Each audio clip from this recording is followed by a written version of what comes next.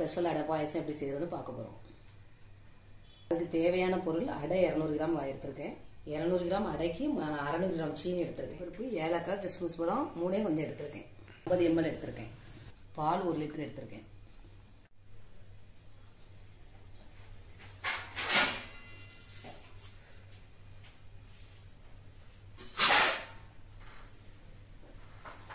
குக்கர்ல 200 gram அடைக்கு 800 ml தண்ணி ஊற்றி ஒரு 3 விசில் வேக வச்சு எடுத்து வச்சுக்கணும். ஹீட் ஆன உடனே இந்த எடுத்து வச்சுக்க அடையை அதில் போட்டு கேஸ் கட் போட்டு மூடி போட்டு ஒரு 3 விசில் சிம்மில் வச்சு வேக விட்டுறணும்.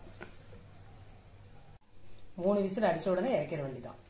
பால் ஊற்றி நல்லா காய்ச்சி எடுத்த பிறகு நம்ம அந்த அடையை குக்கரை வேக வச்சு வச்சிருக்கோம்ல அதையும் அதுக்கு சேர்த்துடணும்.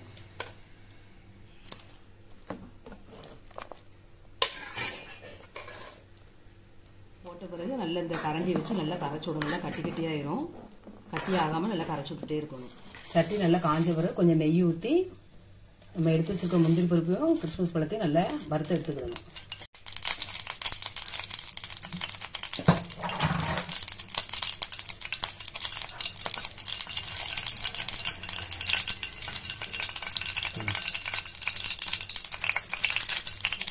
முந்திரி பருப்பு அதில் போட்டு வறுக்கணும்.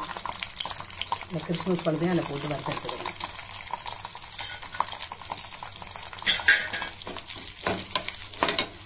ரொம்ப கரிஞ்சிடக்கூடாது.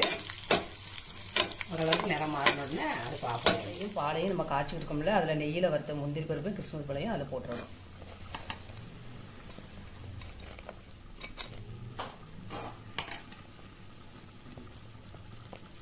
கொஞ்சம் ஏலக்காய் திரிச்சு வச்சிருக்கேன், அதையும் அதில் போட்டுடணும்.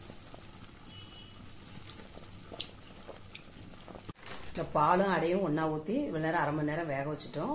சிம்மிலே வச்சு வேக விட்டுறணும். இப்போ இந்த சீனி 600 கிராம் சீனி எடுத்து வச்சுக்கோங்களா அதையும் அதில் போட்டுறணும். போட்டு ஒரு 10 நிமிஷம் வேக வச்சு இறக்கிடணும். சீனி போட்டு நல்லா இப்படி கொதிச்சோடனே ஆஃப் பண்ணிட வேண்டியதான்.